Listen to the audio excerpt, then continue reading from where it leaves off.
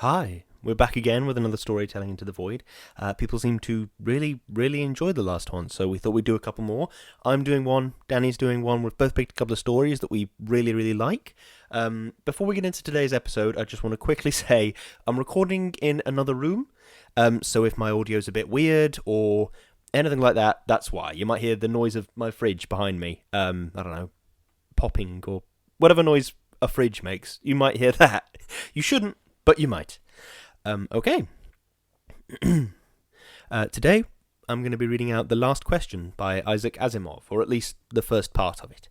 And then I'm going to talk a little bit about what I think makes this story great. Interestingly, this is actually Isaac Asimov's favourite story that he ever wrote. I stumbled across it because of that exact reason. It's a sort of an obscure piece of trivia I think I read online, and then I read it and thought, God, that's really good. So let's get into it.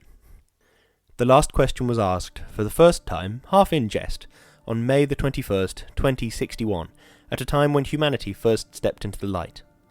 The question came about as a result of a $5 bet over highballs, and it happened this way. Alexander Adel and Bertram Lupov were two of the faithful attendants of Multivac. As well as any human beings could, they knew what lay behind the cold, clicking, flashing face, miles and miles of face of that giant computer. They had at least a vague notion of the general plan of relays and circuits that had long since grown past the point where any single human could possibly have a firm grasp of the whole. Multivac was self-adjusting and self-correcting. It had to be, for nothing human could adjust and correct it quickly enough or even adequately enough. So Adel and Lupov attended the monstrous giant only lightly and superficially, yet as well as any men could. They fed it data, adjusted questions to its needs, and translated the answers that were issued. Certainly they, and all others like them, were fully entitled to share in the glory that was Multivac's. For decades, Multivac had helped design the ships and plot the trajectories that enabled man to reach the Moon, Mars, and Venus, but past that, Earth's poor resources could not support the ships. Too much energy was needed for the long trips. Earth exploited its coal and uranium with increasing efficiency, but there was only so much of both. But slowly, Multivac learned enough to answer deeper questions more fundamentally, and on May 14th, 2061, what had been theory became fact. The energy of the sun was stored, converted, and utilized directly on a planet-wide scale. All Earth turned off its burning coal, its fissioning uranium, and flipped the switch that connected all of it to a small station 1 mile in diameter, circling the Earth at half the distance of the Moon. All Earth ran by invisible beams of sun power. 7 days had not sufficed to dim the glory of it, and Adel and Lupov finally managed to escape from the public functions and to meet in quiet where no one would think of looking for them, in the deserted underground chambers where portions of the mighty buried body of Multivac showed. Unattended, idling, sorting data with contented lazy clickings, Multivac too had earned its vacation, and the boys appreciated that. They had no intention, originally, of disturbing it. They had brought a bottle with them, and their only concern at the moment was to relax in the company of each other and the bottle. "It's amazing when you think of it," said Adel. His broad face had lines of weariness in it, and he stirred his drink slowly with a glass rod, watching the cubes of ice slur clumsily about. "All the energy we can possibly ever use for free. Enough energy, if we wanted to draw on it, to melt all Earth into a big drop of impure liquid iron and still never miss the energy so used. All the energy we could ever use, forever and forever and forever." Lupov cocked his head sideways. He had a trick of doing that when he wanted to be contrary, and he wanted to be contrary now, partly because he had to carry the ice and glassware. "Not forever," he said. "Oh, hell, just about forever, till the sun runs down, but that's not forever." "All right then, billions and billions of years, 10 billion maybe, are you satisfied?" Lupov put his fingers through his thinning hair as though to reassure himself that some was still left, and sipped gently at his own drink. 10 billion years isn't forever. "Well, it will last our time, won't it?" "So would the coal and uranium." "All right, but now we can hook up each individual spaceship to the solar station, and it can go to Pluto and back 1,000,000 times without ever worrying about fuel. You can't do that on coal and uranium.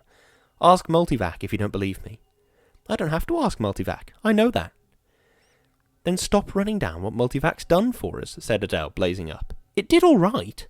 "Who says it didn't? What I say is that a sun won't last forever. That's all I'm saying. We're safe for 10 billion years, but then what?" Lupov pointed a slightly shaky finger at the other. "And don't say we'll switch to another sun." There was silence for a while. Adele put his glass to his lips only occasionally, and Lupov's eyes slowly closed. They rested. Then Lupov's eyes snapped open. "You're thinking we'll switch to another sun when ours is done, aren't you?" "I'm not thinking." "Sure you are. You're weak on logic. That's the trouble with you.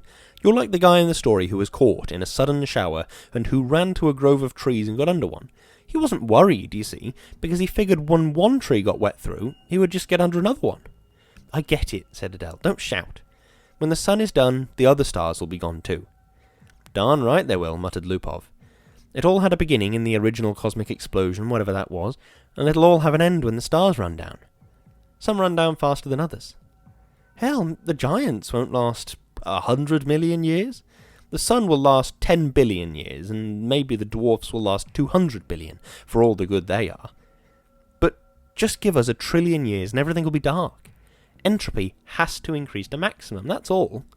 "I know all about entropy," said Adele, standing on his dignity. "The hell you do." "I know as much as you do." "Then you know everything's got to run down someday." "All right, who says they won't?"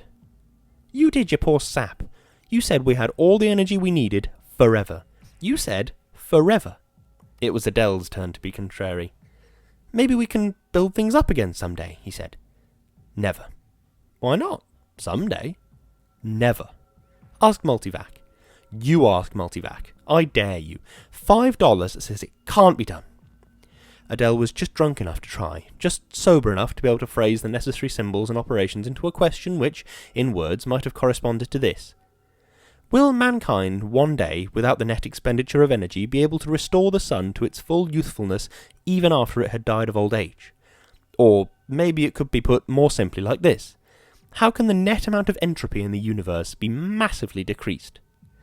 Multivac fell dead and silent. The slow flashing of lights ceased.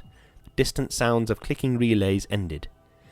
Then, just as the frightened technicians felt they could hold their breath no longer, there was a sudden springing to life of the teletype attached to that portion of Multivac. 5 words were printed. "Insufficient data for meaningful answer." "No bet," whispered Lupov. They left hurriedly. By next morning, the two, plagued with throbbing head and cottony mouth, had forgotten the incident. Jared, Geraldine, and Gerardette 1 and 2 watched the starry picture in the visiplate changed as the passage through hyperspace was completed in its non-time lapse. At once, the even powdering of stars gave way to the predominance of a single bright shining disk, the size of a marble, centred on the viewing screen. "That's X-23, said Gerard confidently. His thin hands clamped tightly behind his back, and the knuckles whitened. The little Gerardettes, both girls, had experienced the hyperspace passage for the first time in their lives, and were self-conscious over the momentary sensation of inside-outness. They buried their giggles and chased one another wildly about their mother, screaming, "We've reached X-23! We've reached X-23! We've—" "Quiet, children," said Geraldine sharply. "Are you sure, Gerard?" "What is there to be but sure?" asked Gerard, glancing up at the bulge of featureless metal just under the ceiling. It ran the length of the room, disappearing through the wall at either end. It was as long as the ship. Gerard scarcely knew a thing about the thick rod of metal except it was called a microvac, that one asked it questions if one wished, that if one did not it still had its task of guiding the ship to a pre-ordered destination, of feeding on energies from the various subgalactic power stations, of computing the equations for the hyperspatial jumps. Gerard and his family had only to wait and live in the comfortable residence quarters of the ship. Someone had once told Gerard that the AC at the end of microvac stood for automatic computer in ancient English, but he was on the edge of forgetting that. Geraldine's eyes were moist as she watched the visiplate. "I can't help it, I feel funny about leaving Earth." "Why, for Pete's sake?" demanded Gerard. "We had nothing there. We'll have everything on X-23. You won't be alone. You won't be a pioneer. There are over 1 million people on the planet already. Good Lord, our great-grandchildren will be looking for new worlds because X-23 will be overcrowded." Then, after a reflective pause, "I tell you, it's a lucky thing the computers worked out interstellar travel the way the race is growing." I know, said Geraldine miserably. Gerardette 1 said promptly, "Our microvac is the best microvac in the world." "I think so too," said Gerard, tussling her hair. It was a nice feeling to have a microvac of your own, and Gerard was glad he was part of his generation, no other. In his father's youth, the only computers had been tremendous machines taking up 100 square miles of land. There was only one to a planet. Planetary ACs, they were called. They had been growing in size steadily for 1,000 years, and then, all at once, came refinement. In place of transistors had come molecular valves, so that even the largest planetary AC could be put into a space only half the volume of a spaceship. Jared felt uplifted, as he always did when he thought that his own personal microvac was many times more complicated than the ancient and primitive multivac that had first tamed the sun, and almost as complicated as Earth's planetary AC, the largest, that had solved the that had first solved the problem of hyperspatial travel and had made trips to the stars possible. So many stars, so many planets, sighed Geraldine, busy with her own thoughts. I suppose families will be going out to new planets forever, the way we are now. Not forever, said Jared with a smile. It will all stop someday, but not for billions of years, many billions. Even the stars run down, you know. Entropy must increase. What's entropy, Daddy? Shrilled Gerardette II. Entropy, little sweet, is just a word that means the amount of running down of the universe. Everything runs down, you know, like your little walkie-talkie robot, remember? Can't you just put in a new power unit, like with my robot? The stars are the power units, dear. Once they're gone, there are no more power units. Gerardette I at once set up a howl. Don't let them, Daddy, don't let the stars run down. Now look at what you've done, whispered Geraldine, exasperated. How was I to know it would frighten them? Gerard whispered back. Ask the microvac, wailed Gerardette I. Ask him how to turn the stars on again. Go ahead, said Geraldine. It will quiet them down. Gerardette II was beginning to cry also. Gerard shrugged. Now, honeys, I'll ask the microvac. Don't worry, he'll tell us. He asked the microvac, adding quickly, print the answer. Gerard cupped the strip of thin cellular film and said cheerfully, See now, the microvac says it will take care of everything when the time comes, so don't worry. Geraldine said, And now, children, it's time for bed. We'll be in our new home soon. Gerard read the words on the cellular film again before destroying it. Insufficient data for meaningful answer. He shrugged and looked at the visiplate. X-23 was just ahead. I really hope you enjoyed that story. It's I know it's only the first half, but I hope you enjoyed the first half at the very least.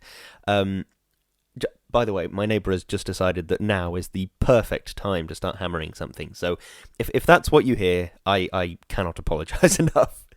The reason I think it's bizarrely wonderful is that the story itself was published, I think, first in 1956. Obviously, it's now 2021, and I'm reading this, and I kind of know what he's going on about in that second portion where he talks about how the microvac is so much more powerful than all the computers that came before it. There's that classic fact about how the washing machine in your house has more computing power than Apollo 11. And I'm sat not next to my washing machine, but my washing machine is over there. That has more power than Apollo 11. And on the desk in front of me, I've got my phone. And I've also got my laptop, and my phone is obviously more powerful than my washing machine, and my laptop is more powerful than that. So what comes next? I can go out and buy all the parts for a computer and put it together, and then it's a really powerful computer, and then in 10 years' time, will it be the same level of strength as my washing machine? I think that it's a really sort of interesting question to ask of, no matter what comes next, what could the technology be? Because that's the thing that I think, looking back through history, has always marched forwards, is technology and science. From the point that the sort of hunter-gatherer type cavemen types sort of realised, hang on, if we all stay in one place and keep all our cows all in one field, then maybe it's a more efficient way of living, sort of thing. And then that's just sort of developed. And now I don't have to have any cows. I mean, you know, vegetarian and all that, but I don't have to have any fields of tofu cows or whatever it might be. I because of the advance of technology and the advance of medicine. And I think that's a really interesting question to ask. What's the next technological advance going to be? What's the next medical advancement going to be? And I think this question answers it in a really interesting way. The story answers it in a really interesting way. I think you can probably see which way the story's heading just from this sort of first section. But I think the second section really hammers it home, but the first part sort of does a good job of explaining it as well. Of saying nothing lasts forever apart from human curiosity. And I think that's a really powerful thing. I think it's one of those things that I'm sure that I've felt, and I'm sure you felt it too, of when you go to the beach and you stand right on the shore and you look out towards the ocean, and there's something in your heart and at the back of your head that says, what's on the other side of the horizon? If I got in a boat and just sailed that way, what would I see? What would I find? What's next out there? I think that's an innate human thing, and I think that's so beautiful and so weirdly profound. And this story addresses it well, and I think it's one of the few stories I've come across that addresses it so beautifully well, and I'm really sort of impressed by it in a way. Well, that is the end of my quick little snippet of analysis. We're going to get back to this story on Sunday. We're going to finish it off. I should tell you a few bits and bobs. I've actually written all these bits down because, of course, I have. If you want to find out more stuff about the show, more stuff about me, more stuff about Danny, you can go to our link trees. You can go to linktr.ee/Lewis_Brindley for me, /O'Hiram for Danny, and /Shouting into the Void for the podcast. You'll find all the links you can dream of to our Patreon, to our merch store, to our YouTube channel, to our everything you can possibly even begin to think of, even to our public Discord server. You can come and join us and maybe send in your favourite Isaac Asimov story if you got one. And on the subject of all of the links in the world that go to all of the places you could possibly hope they might, we also have a Patreon. We like to take the opportunity every single week to thank all of our patrons, because they really are what makes the show possible. If it weren't for our patrons, we would not be able to make this show. You allow us to cover the costs of all the little tiny things that, to be quite honest, even I don't really understand as being involved in making a podcast, and I'm just some guy with a podcast.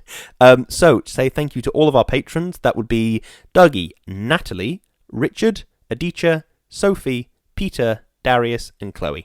Thank you very, very much, one and all. It means the absolute world that you have chosen to support us, because it means that we can do little creative experiments like these storytelling into the voids that we really enjoyed. And so, yeah, thank you for joining us. Means the absolute world, and thank you for being patrons. Now, just quickly, I know this is nobody's favourite part, but just quickly at the end, I'm going to overthrow all of the stuff I was talking about the future and the utopias. I'm going to just say, okay, let's quickly pay some bills and play some ads. Okay, we've got our first ad, which I'm going to put in here. Do you know what my favourite part of recording the podcast is, Danny? Is it talking to me about movies and stuff? No, definitely not. My favourite part is making and drinking a beautiful cup of coffee to keep me focused and centred while we record. I really like using coffee from my favourite roastery, Cafe Hormozy. I've heard very good things about them. Aren't they a small, family-run roastery in Kent that roasts, grinds and sells excellent coffee? So good, in fact, that they guarantee not to ship anything they wouldn't drink themselves? They are indeed. They have a 100% customer satisfaction rate, and it's easy to see why. I'm currently drinking a mug of their house blend, and it's delicious, it's rich, it's nutty, and it's earthy, just how you'd want it to be. That sounds good. I'll have to go to hormozy.co.uk, that's Hormozy, and pick up a bag with 5% off using our Shouting Into the Void discount code, SITV5. That sounds like a great shout. I'd personally recommend their Vietnam White Dragon Origin coffee. It's delicious, and just like all of their coffee, it's great value too. Great! Now can we go talk about movies? No, this cup of coffee is far too good. Ugh. See, I think our ads are really great. I think that one is hilarious. I actually cry with laughter every time I hear it. And I also cry with laughter at the second one, which I'm going to play here. Danny, I've got some amazing news. Oh, really? What? I'm going to make you a hat. Thanks, but why? Well, because Right Side Yarns, who sell beautiful and unique wool, have recently released a new range. Oh, I've heard of them. Aren't they that fantastic Scottish business that sells high-quality hand-dyed products perfect for crafting with? They certainly are, and they're sponsoring the show. Really? Have they heard the show? Yes, and apparently they like it. Kezia, the owner of the business, has given us a generous 15% off code for any of our listeners to use. Is that why you've got Void 15 written in your hand? It is! If you or any of our listeners would like to use the code, simply enter Void 15 at checkout with a capital V. Great! Where do I check out? You can go to their website at rightsideyarns.co.uk or check them out on Instagram at Kezia_rightsideyarns. Fantastic! This hat you're making me better be good. And there we go. See, did you also cry with laughter? Because you should have done, because they are hilarious and wonderful. So, I don't know how else to tell you. Thank you very, very much for listening to this story. as I say, this is one of my absolute favourite sci-fi stories, so I do hope you'll join us for the second part, the sort of big wrapping up conclusion of the whole story. It's really brilliant. I hope to see you on Sunday. Remember to tune in. So all that is left to say is thank you very much for listening. Be safe, stay hydrated, be silly, be kind. Thank you very much.